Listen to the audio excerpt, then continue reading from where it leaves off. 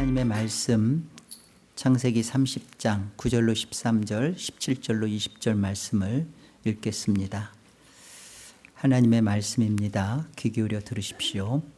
레아가 자기의 출산이 멈춤을 보고 그의 시녀 실바를 데려다가 야곱에게 주어 아내로 삼게 하였더니 레아의 시녀 실바가 야곱에게서 아들을 낳음에 레아가 이르되 복되도다 하고 그의 이름을 가시라 하였으며 레아의 시녀 실바가 둘째 아들을 야곱에게 낳음에 레아가 이르되 기쁘도다 모든 딸들이 나를 기쁜 자라 하리로다 하고 그의 이름을 아셀이라 하였더라. 하나님이 레아의 소원을 들으셨으므로 그가 임신하여 다섯째 아들을 야곱에게 낳은지라. 레아가 이르되 내가 내 시녀를 내 남편에게 주었으므로 하나님이 내게 그 값을 주셨다 하고 그의 이름을 이사가리라 하였으며 레아가 다시 임신하여 여섯째 아들을 야곱에게 낳은지라. 레아가 이르되 하나님이 내게 후한 선물을 주시도다. 내가 남편에게 여섯 아들을 낳았으니 이제는 그가 나와 함께 살리라 하고 그의 이름을 스불론이라 하였으며. 이스라엘의 구원 역사의 순서와 그 야곱의 아내들이 자녀들의 이름을 짓는 것과 일치하고 있는 모습들을 보게 됩니다. 레아가 4명의 그 자녀를 처음에 낳고 그 이름들이 그 이스라엘의 출애굽과 관련됐던 것을 보게 됐죠. 루벤, 시몬, 레위, 유다. 그리고 라헬이 몸종 그 비라를 통해서 단과 납달리를 이름을 지으면서 그것이 이스라엘의 광야 여정과 같은 모습을 보았습니다. 오늘 레아가 몸종 실바를 통해서 또 2명의 또 자신의 자녀들의 이름을 이렇게 자기가 낳고 총 4명이죠. 4명의 이름을 짓습니다. 이 모습은 이스라엘의 어떤 구원 역사 여정 속에 담겨져 있을까요? 그래서 오늘의 말씀 제목이 레아의 가나안입니다. 가나안의 모습으로 비춰지죠. 레아가 지금 짓고 있는 그 이름은 자기가 그 어떠한 구원을 받을 것이며 그리고 어떠한 것을 누릴 것인지를 알고 짓는 게 아닙니다. 모르죠. 더군다나 이것이 이스라엘의 구원 역사 속에서 가나안을 얻을 것이고 또 그 가나안을 향유할 것이라는 것에 대한 예언적 이름들이라는 것을 전혀 모르고 지은 겁니다. 그런데 성경은 이 사실을 성령 하나님께서는 모세를 통하여 기록해 하셨고 또 동일하신 성령께서 오늘 교회인 저와 여러분들에게 이 사실을 알려주고 계시는 거예요. 이스라엘이 가나안을 어떻게 점령할 것이며 그리고 그 가나안에서 어떻게 그들은 삶을 살아야 마땅하는지 그것을 가르쳐 주는 것이죠. 그래서 우리는 이 레아가 자녀들의 이름을 짓는 것에 대하여 그냥 단순히 이름만이 아니라 그 이름 속에 담긴 그 하나님이 담아놓으신 구원을 우리가 만나야 되는 것이죠. 거기에 성경 기록에 의미가 있는 겁니다. 오늘 본문 9절을 다시 한번 보겠습니다. 레아가 자기의 출산이 멈춤을 보고 그의 시녀 실바를 데려다가 야곱에게 주어 아내로 삼게 하였더니 레아가 시녀 실바가 야곱에게서 아들을 낳음에 레아가 이르되 복되도다 하고 그의 이름을 가시라 하였으며. 창세기 30장 11절을 그 레아가 지금 갓을 낳는 그 장면에서 복되도다 이렇게 우리 개역개정은 번역을 했는데요. 원어는 그렇지 않아요. 그리고 흠정역은 그 원어에 가깝게 번역을 했습니다. 11절을 보세요. 흠정역입니다. 레아가 이르되 군대가 오는도다 하고 그의 이름을 가시라 하였으며. 원어는 한 무리가 오는도다 이렇게 돼 있어요. 한 무리, 이제 군대가 이 복되도다라는 이 표현을 했던 것은 그 가시라는 의미 자체가 그 행운이라는 뜻이 있어요. 그리고 횡재다 뭐 그런 뜻입니다. 그러니까 이제 그걸 복되도다 이렇게 번역을 했는데 사실은 원문 그대로 살릴 거면 군대가 오는도다. 한 무리가 온다. 여러분 그 이스라엘이 광야를 마치고 그리고 그들이 가나안 땅에 들어갔을 때 요단강을 건너서 가나안 땅에 들어갔을 때 어떤 일이 벌어지죠? 가나안 7족속과 이제 그 대적하는 가나안 7족속의 무리들이 군대를 이루어서 그들과 싸우는 일이 벌어지는 거죠. 바로 이 장면입니다. 그래서 번역을 그렇게 했어야 돼요. 한 무리가 오는도다. 아니면 흠정역처럼 군대가 오는도다. 그러면서 갓이 횡재다 또는 행운이다 하는 이유가 뭘까요? 왜 그럴까요?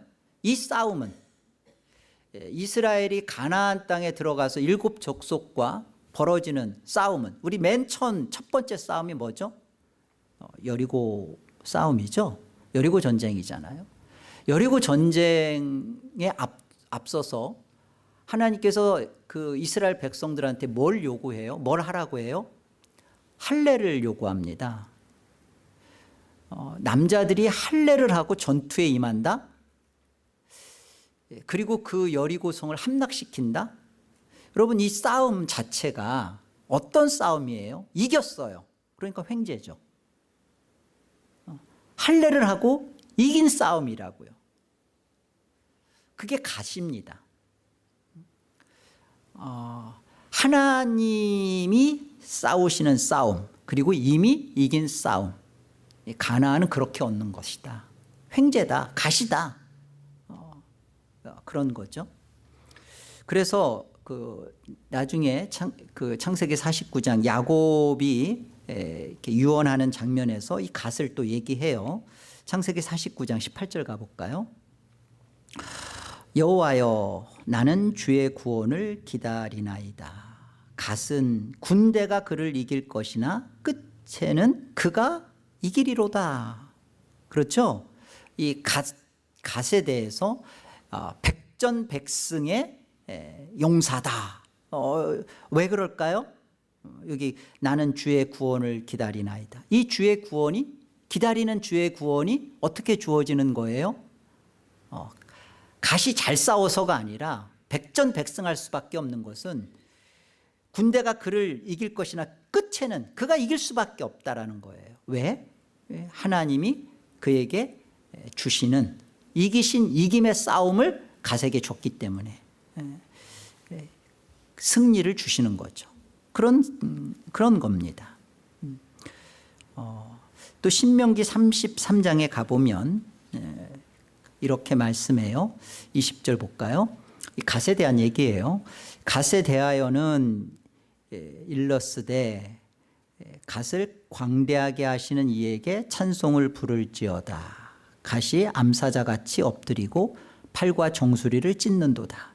이 나중에 이제 이 갓 지파에 대해서 벌어지는 일인데 갓을 광대하게 하시는 이 갓으로 하여금 그 땅을 넓히게 하고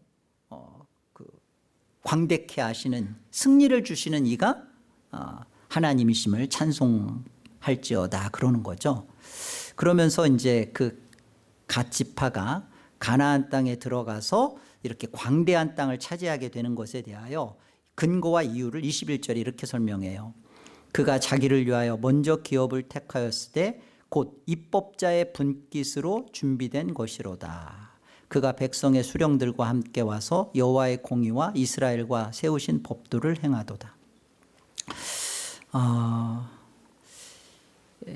갓에게 이렇게 횡재를 주시고 이렇게 아주 승리의 승리를 끝에 가서 결코 이길 수밖에 없는 그런 승리를 주시는 것이 이유를 그 가나안에서의 그들의 그 기업을 주면서 뭐라고 하냐면 입법자의 분깃으로 준비된 것이다. 그러니까 하나님의 율법의 수호 율법을 지키는 것에 분깃으로 이렇게 축복한다라는 설명이에요. 그러니까 가나안 땅에 들어가서 갓지파가 광대한 땅을 누리면서 어떤 삶? 율법을 지키고 순종하는 그런 삶을 살 것에 대하여 말씀하시면서 이렇게 복을 주시는 장면인 거죠. 이게 그 가나안에서의 삶을 보여주면서 이게 갓이라는 횡재, 복되다라고 번역했지만 이런 그 가나안에서의 하나님의 승리를 주시고 그 승리를 얻은 자의 하나님 말씀에 순종하는 자의 삶으로 지금 갓을 소개한 거예요. 그리고 그 다음 볼까요? 본문 12절. 레아의 시녀 실바가 이제 둘째 아들을 야곱에게 낳음에 레아가 이르되 기쁘도다 모든 딸들이 나를 기쁜 자라 하리로다 하고 그의 이름을 아셀이라 부릅니다. 아셀이라는 뜻은 이제 기쁨이라고 이렇게 번역을 했죠. 근데 사실은 이 아셀이 그 복과 더 관련돼 있어요. 그 성경에서 복이라는 단어로 쓰고 있는 게 두 가지거든요. 그 히브리어에서는 바라크하고 이 아쉐르 이 두 가지입니다. 그래서 우리 시편 1편에 보면 이렇게 시작하잖아요. 복이 있는 사람은 그렇게 시작하죠. 그게 복이 있는 사람 그래서 그게 아세나인데요. 그게 아쉐르예요. 그래서 사실은 번역을 하기로 하면 이 아세를 복이 있도다, 복되다 그렇게 하는 게 훨씬 더 가깝죠. 근데 그 안에 복 안에서 누려지는 기쁨이 있으니까 그런 설명을 그렇게 같이 하게 되는 것을 보게 됩니다.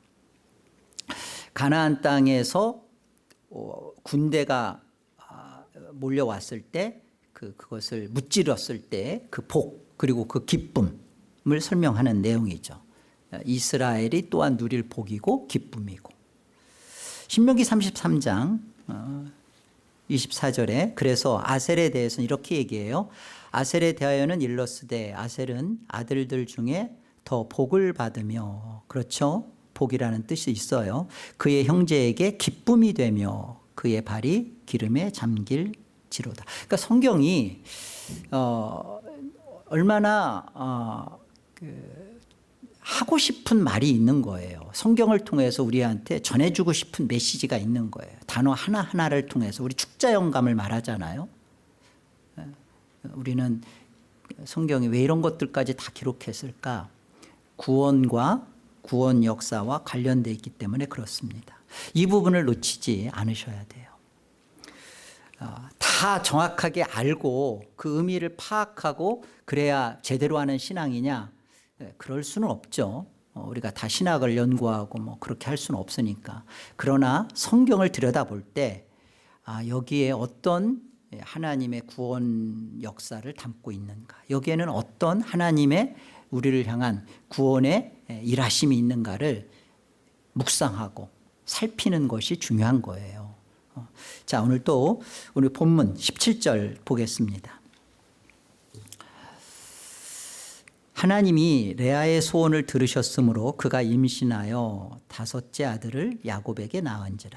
레아가 이르되 내가 내 시녀를 내 남편에게 주었으므로 자기가 이제 값을 치렀다는 거죠. 하나님이 내게 그 값을 주셨다고 그의 이름을 이사갈이라 하였으며 이사갈이라는 뜻은 값 그리고 또는 싹이라는 뜻입니다.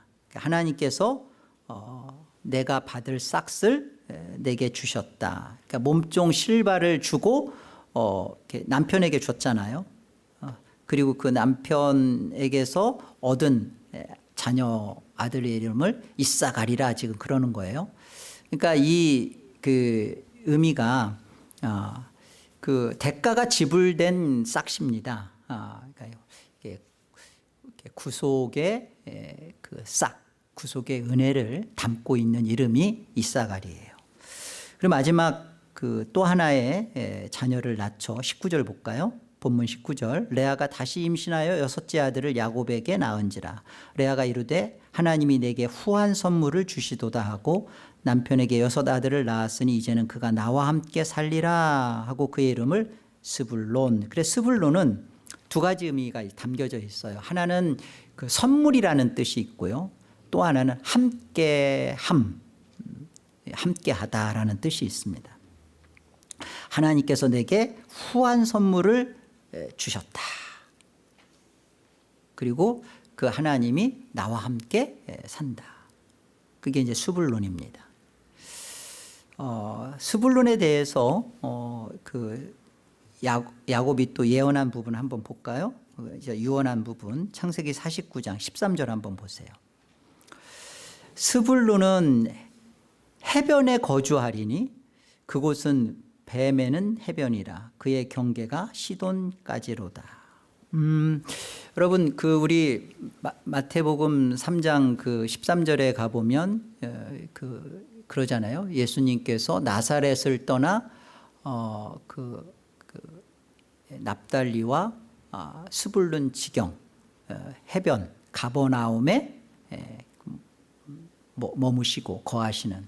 그러니까 지금 그 스불론이 그 갈릴리와 지중해 그 해변을 차지합니다. 굉장히 그 교통 무역의 그 요충지고 군사 전략적 요충지죠. 이곳을 차지한다라는 것을 말합니다. 그런데요, 이 스불론이 이 땅을 차지하는 것에 대해서는 이제 그 가나안 땅을 다 정복한 다음에 이스라엘이 이제 그 땅을 차지하는데 이제 지파들이 모여서 특별히 7지파가 그 제비를 뽑아요. 그래 제비를 뽑아서 그 중에 이제 스불론이 세 번째로 제비를 뽑는데 지금 약 이 말씀을 하신 것은 야곱이 지금 그 유언적으로 예언한 것은 그 제비를 뽑을 때로 보면 약 450년 전이에요. 450년 전에 야곱이 지금 스불론은 해변에 있는 땅을 차지하고 뭐 이렇게 얘기했는데 그대로 제비를 뽑을 때 이 스불론이 이 해변에 있는 땅을 차지하는 모습을 보게 되죠. 뿐만 아니라 뭐 사실은 신약의 예수 그리스도께서 이 스불론이 납달리와 스불론 그 지방 해변에 있는 지방 그러니까 스불론이 그쪽에 있는 것들 또한 설명하시고요. 자, 우리는 지금 이 자녀들의 그 이름을 짓는 것을 통해서 레아는 이 사실을 알고서 이렇게 그 성령께서 그것을 사용은 하셨지만 내가 이 모든 사실을 알고서 한 거 아닙니다. 그 남편과의 그런 어떤 자기 사랑을 얻고자 남편에게서 그 사랑을 다시 뺏어오고자 그리고 그것에 대해서 승리를 값을 뭐 이런 부분들이었죠. 그러나 이 부분 속에 다 담겨진 내용들이 가나안의 모습인 거예요.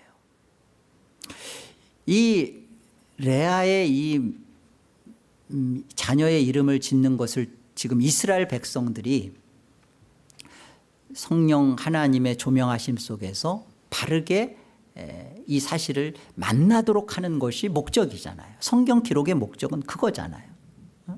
지금 이스라엘은 광야에서 나와 있잖아요.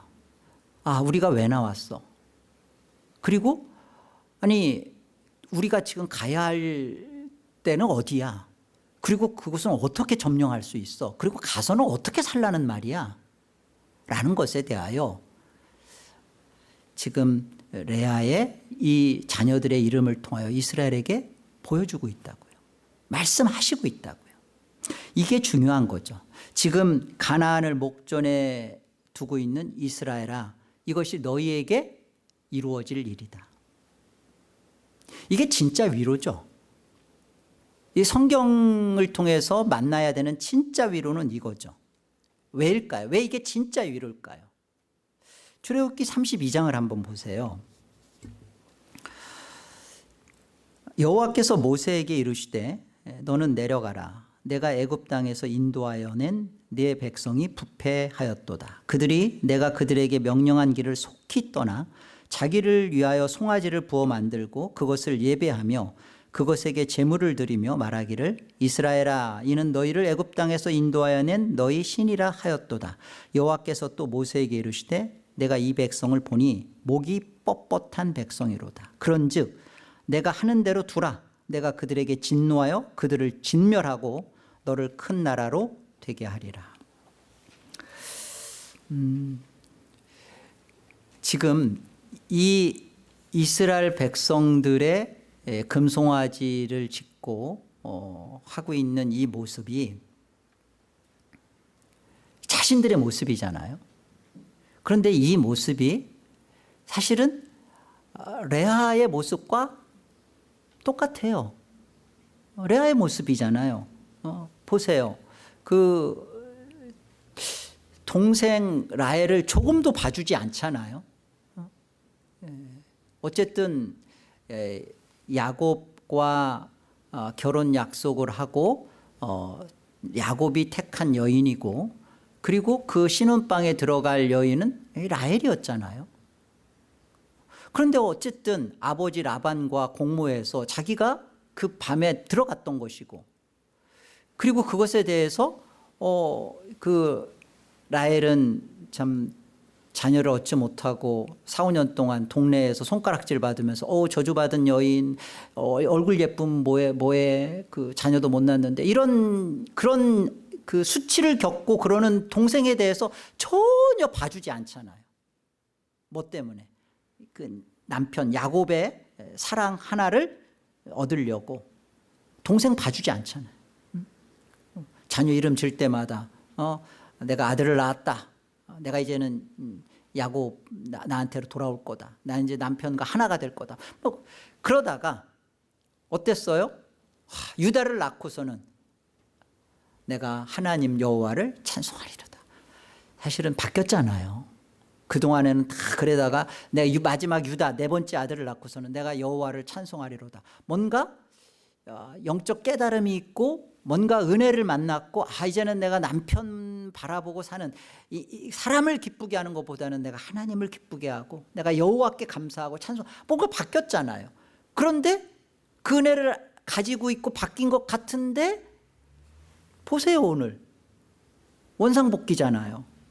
갓 그다음에 뭐 아셀 뭐 이사갈 스불론 어디 하나 라헬을 생각해주고 어디 하나 정말 구원을 맞은 그 하나님의 자녀다운 모습이 아닌 모습이죠. 이게 지금 홍해를 건너서 아말렉 전투를 해서 이기고 그리고 지금 그 하나님의 그 가나안을 목전에 둔 자신들이 과거 그 금송아지 하고 만들고 했던 자기들의 모습과 뭐가 다르냐고요. 똑같잖아요. 네. 레아가 구원받은 것은 레아의 어떠함이 아니었구나. 하나님의 어떠하심 때문이었구나. 이게 이스라엘이 받게 되는 위로죠. 우리가 가나안 땅에 또한 들어갈 수밖에 없고 또 가나안 땅을 받게 되는 유일한 근거는 그게 아니구나. 지금 이 뻣뻣한 목이 곧은 너희들을 내가 다 진멸하고 모세 너를 통해서 한 나라를 이루겠다. 그 모세와 같은 선지자를 일으키실 하나님, 모세와 같은 선지자, 나와 같은 선지자를 일으키신다. 그 모세와 같은 선지자 예수 그리스도를 통하여 이루실 그 나라를 우리에게 주실 거라는 것이 똑같잖아요. 예수 그리스도를 통하여 주실 나라구나. 오실 예수 그리스도를 통하여서 이루어지는 은혜구나. 똑같이 이루어지는 거죠. 룻기 한번 보십시다. 룻기 4장 가볼까요? 우리 모든 게 왜 예수 그리스도인가? 룻기 4장. 성문에 있는 모든 백성과 장로들이 이르되 우리가 증인이 되나니 여호와께서 내 집에 들어가는 여인으로, 보아스와 지금 룻의 관계입니다. 여인으로 이스라엘의 집을 세운 라헬과 레아 두 사람과 같게 하시고 내가 에브랏에서 유력하고 베들레헴에서 유명하게 하시기를 원하며 여호와께서 이 젊은 여자 룻이죠, 룻으로 말미암아 내게 상속자를 주사 내 집이 다말이 유다에게서 낳아준 베레스의 집과 같게 하시기를 원하노라. 여러분, 룻에게서 이새가 나오고, 이새에서 다윗이 나오고, 다윗에게서 예수 그리스도가 나오고, 이 장면을 지금 이스라엘의 집을 세운 라헬과 레아와 두 사람과 같게 하신대요. 아니, 왜 성경은 모든 것을 다 예수 그리스도에게 다 연관을 짓고 있나? 레아와 라헬이 이스라엘의 집을 세운다. 그게 어떤 이스라엘의 집이에요? 네, 룻을 통하여서 이루어지는 예수 그리스도의 그 나라의 집이죠. 그거 세운다고 그러시잖아요. 기억하세요. 이스라엘이 반드시 깨달아야 할 내용은 이거였습니다. 하나님께서 도대체 누구를 받으셨기에, 누구 때문에 우리가 얻게 되는 가나안인가? 이거 반드시 이스라엘이 깨달았어야 돼요. 묻겠습니다. 저와 여러분은 누구 때문에 하나님 나라, 영적 가나안인 천국을 얻으셨습니까? 그 누구가 정말로 내 안에서 만나지셨습니까? 그분이 하나님이신데 몸을 입고 오셔서 죄가 되셔서 십자가에 죽으신 예수 그리스도, 그분 때문이라는 사실을 한 가지를 알려주려고 하나님은 이렇게 애달프게 수천 년이 지나도록 동일한 말씀을 우리에게 하고 계시고 오늘 이 아침에도 우리에게 이렇게 말씀을 통하여 증거하시는가? 베드로전서 2장 22절로 24절 말씀입니다. 이 말씀 같이 한번 합독하겠습니다. 함께요. 그는 죄를 범하지 아니하시고 그 입에 거짓도 없으시며 욕을 당하시되 맞대어 욕하지 아니하시고 고난을 당하시되 위협하지 아니하시고 공의로 심판하시는 이에게 부탁하시며 친히 나무에 달려 그 몸으로 우리 죄를 담당하셨으니 이는 우리로 죄에 대하여 죽고 의에 대하여 살게 하려 하심이라. 그가 채찍에 맞음으로 너희는 나음을 얻었다. 하이델베르크는 우리에게 이렇게 처음 일문부터 이렇게 시작해요. 살아서나 죽어서나 당신의 유일한 위로는 무엇입니까? 답은 뭐예요? 여러분, 이 부분을 답을 정확하게 의미를 해석하셔야 합니다. 살아서나 죽어서나 나의 몸과 영혼은 나의 것이 아니라 우리 주 예수 그리스도의 것입니다. 여러분, 이게 왜 유일한 위로일까요? 지금 광야에 있는 이스라엘 백성들이 레아를 들여다보면서, 여러분, 성령의 은혜가 없고 조명하심이 없으면 레아는 그냥 이름 짓는 것을 통해 보면서 이스라엘 백성은 아무 생각도 없을 거예요. 오늘도 동일해요. 이 아침 우리가 같이 하나님 앞에 말씀을 들으면서 아, 그래, 이스라엘 백성들이 금송아지 만들고 저들이 뭐 가나안 땅에 들어가고 뭐 그들이 그런데 들어갈 수밖에 없었고 그들이 왜 그 땅을 차지하게 됐는지 그 이유가 정확하게 무엇인지를 그들을 통해서 보여냈던 그 오실 예수 그리스도, 그리고 우리 안에 이미 오신 예수 그리스도 때문에 내가 얻었구나. 가나안 땅에 내가 입성되었구나. 하나님 나라가 이미 내 안에 임했구나. 이 사실을 만나는 것이 하늘 예배 속에서 여러분들에게 지금 성삼위 하나님이 주시는 축복입니다. 유일한 위로가 나의 몸도 영혼도 내가 책임지고 그것을 내가 어떻게 변화시키고 어떻게 업그레이드해서 받으심직할 만하게 만들어서 얻는 구원이고 얻는 영생이라면 위로가 안 되죠. 그럴 수가 없는 거예요. 레아를 봐도 아니고 지금 광야에 있는 이스라엘을 봐도 아니었고 지금 나를 봐도 전혀 아니죠. 그런데 예수 그리스도를, 그 예수 그리스도가 나의 진정한 주인이고 나는 그 예수 그리스도의 소유구나, 것이구나. 아, 그렇구나. 이게 진정한 참 위로라고요. 유일한 소망이라고요. 왜 그럴까요? 왜 예수 그리스도가 우리의 진짜 위로자가 되고 소망이 될까요? 마태복음 4장을 보세요. 오늘 레아의 이 가나안 사건 이름이 이렇게 드러납니다. 예수님께서 마태복음 3장에 세례를 받으시고 그 2장에서는 출애굽을 하셨잖아요. 애굽에 들어갔다 나오시고 3장에서 홍해를 걷는 세례를 받으시고 4장 1절부터 우리 예수님이 광야를 사시고 그리고 보세요. 4장 23절 이게 가나안의 모습들입니다. 예수께서 온 갈릴리에 두루 다니사 그들의 회당에서 가르치시며 천국 복음을 전파하시며 백성 중에 모든 병과 모든 약한 것을 고치시니 영적 싸움이 벌어지죠. 그의 소문이 온 수리아에 퍼진지라 사람들이 모든 앓는 자 곧 각종 병에 걸려서 고통당하는 자 귀신 들린 자 간질하는 자 중풍병자들을 데려오니 그들을 고치시더라. 영적 승리를 하시죠.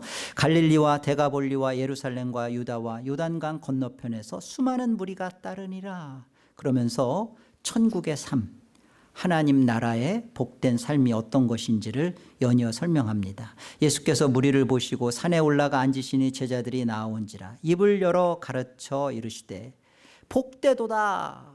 마르키리아 먼저 이렇게 선포하잖아요. 심령이 가난한 자는 복이 있나니 천국이 그들의 거예요.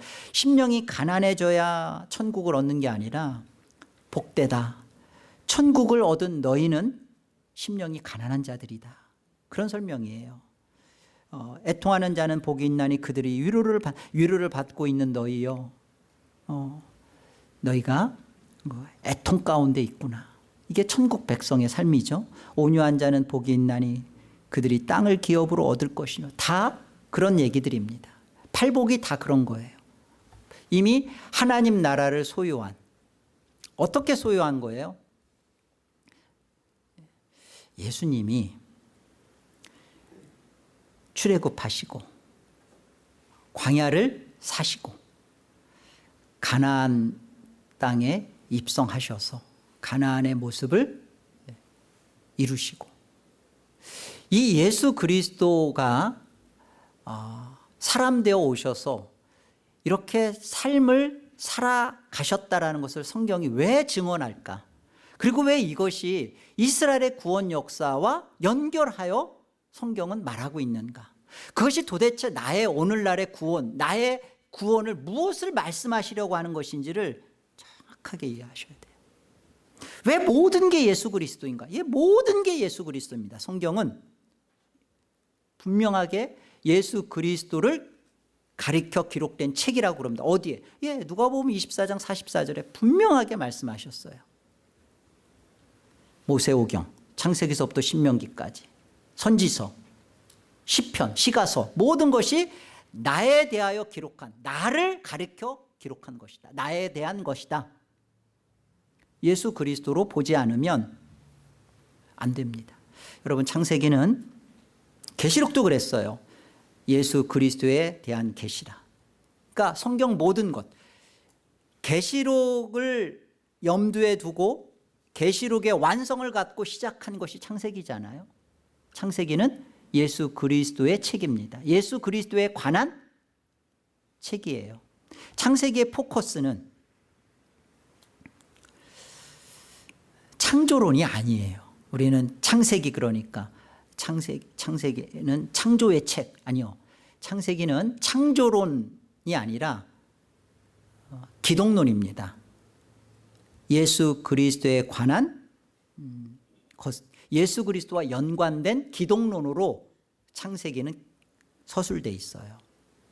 창조 사역으로 설명하는 이 첫째 날부터 일곱째 날까지 이 창조 사역은요, 다 구원 사역을 설명하기 위한 창조 사역이에요. 하나님 그러시잖아요. 그렇잖아요. 하나님이 전지전능하세요. 그냥 있을 거 있어라. 이 땅에 필요한 것 하나님 생각대로 다 만들어질 수 있잖아. 그걸 뭘 굳이 일주일을 7일이라는 것을 하고 굳이 뭐가 있으라고 첫째 날 둘째 왜 이런 게 왜 굳이 필요해요? 우리의 구원 사역을 설명하기 위한 거예요. 첫째 날이 뭐가 만들어졌고, 그러니까 성경을 공부할 때 첫째 날 그리고 둘째 날 뭐 만들었고, 셋째 날 이런 날짜에 뭐가 만들어졌다가 성경 공부의 목적이 아니라 성경이 예수 그리스도에 관한 책이라며요. 그리고 예수 그리스도를 통한 우리의 구원을 설명하기를 원한다며요. 그럼 그것들과 연결이 돼야 될 거 아니에요. 연결이. 첫째 날, 그 창세기 이 첫째 날이 만들어지는 창조의 모든 것이요, 사실은 다 이게 777로 설명이 돼요. 창조 일주일이죠. 7일. 그리고 그 성막의 기구가 7개로 설명됩니다. 그리고 7절기 77절. 그리고 이것들이 구원 사역과 연결하여서 창조 사역이 시작되는 거예요. 한번 설명해 볼까요? 여러분, 그 첫째 날에 무엇이 만들어지죠? 그러니까 하나님이 땅이 혼돈하고 공허하며 흑암이 깊음 위에 있죠. 그런데 거기에 하나님께서 그 어두움 속에서 빛을 나누시죠. 빛을 내십니다.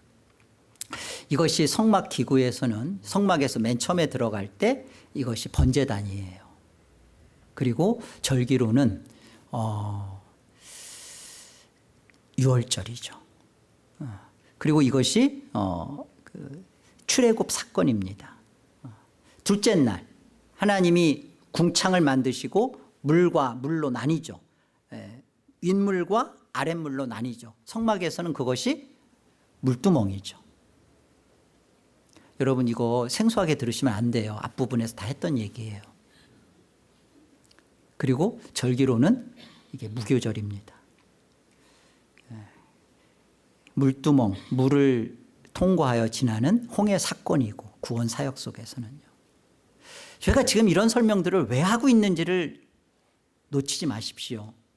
이것이 얼마나 성경이 창조를 통하여서 단순히 하나님이 전능하다, 내가 첫째 날 뭐 만들고 둘째 날 이것이 포커스가 아니라, 이것이 하나님이 펼쳐내시려는 구원의 역사구나, 다 이렇게 설명되는구나.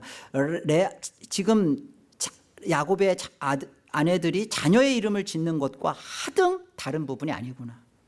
셋째 날 식물이 만들어지죠. 풀과 씨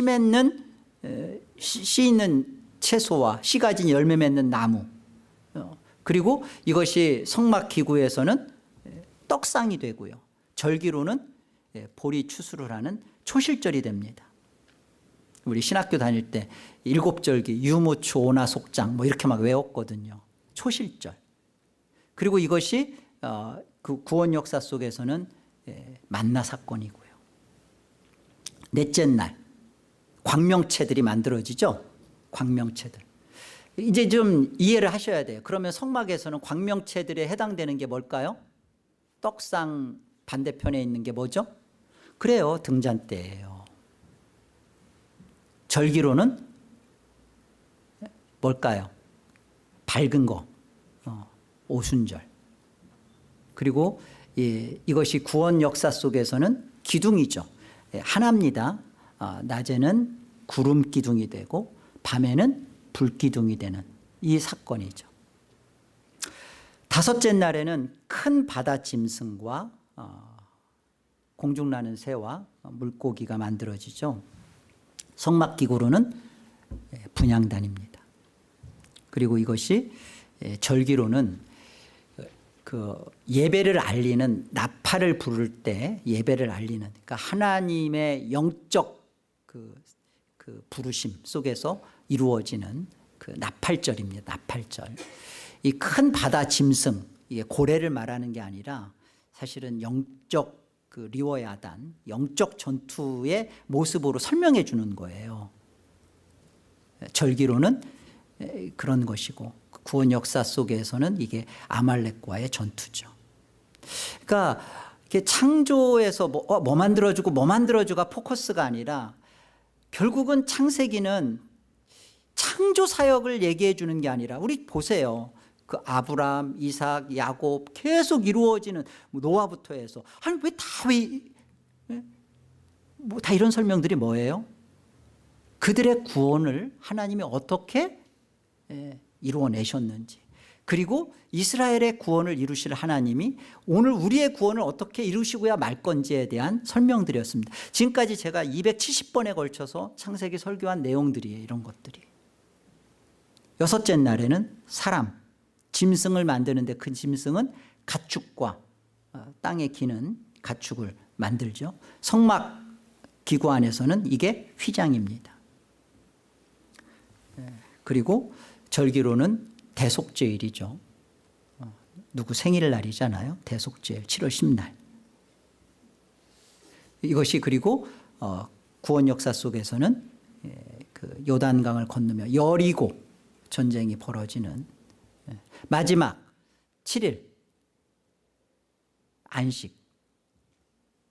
그리고 그것은 성막 기구로는 지성소 안, 가장 안에 있는 뭘 말할까요? 언약궤, 법궤를 말하고, 절기로는 장막절입니다. 그래서 7절기가 끝나요. 그리고 결국 이곳은 가나안의 땅이죠. 안식이죠. 성경이 그러한 겁니다. 창세기만 그렇지 않아요. 이 창세기가 하나님께서 천지를 창조하셨다라고 시작하듯이 요한복음 1장도 보면 태초에 말씀이 계시니라, 이 말씀이 하나님과 함께 계셨으니 이 말씀이 곧 하나님이시다. 그리고 이 말씀이 자기 땅에 오매 자기 백성 영접하지 않았다. 이게 첫째 날 벌어지는 일입니다. 말씀이 육신이 되어 우리 가운데 거하셨다. 이게 첫째 날이에요. 그리고 둘째 날 세례 요한이 예수께서 자기에게 나오심을 보고 이튿날 그러죠. 이튿날 세례 요한이 예수께서 자기에게 나오심을 보고 보라, 세상 죄를 지고 가는 하나님의 어린 양이로다. 이튿날. 그리고 이튿날, 또 이튿날 그렇게 얘기해요. 또 이튿날 요한이 두 제자와 함께 있다가 예수께서 거니심을 보고 보라, 하나님의 어린 양이로다. 그리고 이튿날 예수께서 빌립에게 나를 따르라 말씀하세요. 그리고 요한복음 2장의 1절 어떻게 시작하죠? 사흘째 되던 날에 하나 둘 셋. 이게 수학을 좀 염두에 해서 제가 손가락을 한 거예요. 7일이죠. 여기서 가나 혼인잔치가 벌어지죠. 여러분, 성경이 의미 없이, 뜻없이 우리에게 말하고 있지 않습니다. 다 어디에 포커스를 두고 있는 거예요? 예수 그리스도의 구원 사역입니다. 이 부분을 놓지 않았으면 좋겠어요. 굉장히 우리 안에 이게 다소 신학적인 것처럼 들릴지 몰라도 가장 중요한 거예요. 내가